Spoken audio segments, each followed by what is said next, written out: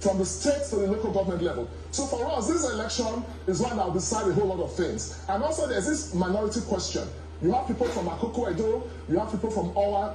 These are people not within the majority group. So they don't even have a voice in government. It was just recently a speaker was elected from Owa area. Apart from that, you have those from riverine communities in Ovia. These are people who don't even have access to good water, they don't have good schools. Just recently, there was this video that went viral of pupils sitting on the floor of a dilapidated building. It was after a public outcry that the government had to now relocate these children. And as we speak, they are not going to school. So if government has failed woefully, it therefore means that the 2024 election provides a new opportunity for Edo people to now decide who will lead them. And the 3 C's will be the determining factor of character, competence, and capacity. Well, very quickly before I let you go, apart from zoning, what other factors do you think will determine how parties choose their candidates and that will ultimately influence how voters cast their ballot during the governorship election?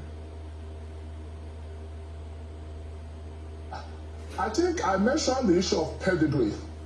And just recently, you find that the governor made a choice. He said, for his party, his very good friend and business partner, Akokoedo, the current chairman of Sterling Bank.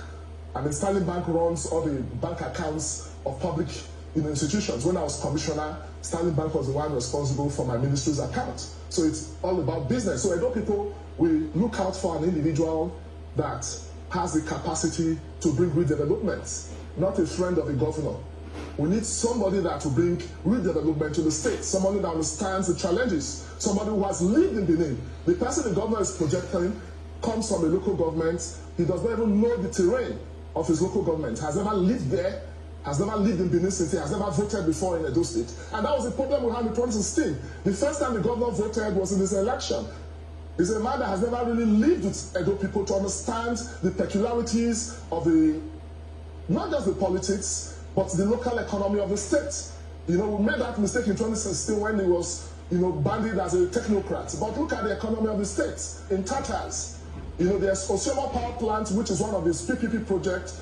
For the past 1 month, I've operated sparsely. There was a particular week where we didn't have electricity from Osoma Power Plant for 1 whole week. When I was commissioner, I was using my own small petrol generator. So you find that governance in the state is based on propaganda. Most of the things that the governor claims he has done are, white goose, I mean, it does not even make sense to say you have a state refinery. No local petrol station can say they have lifted petroleum products on there. So it's very sad. So what we need is good leadership.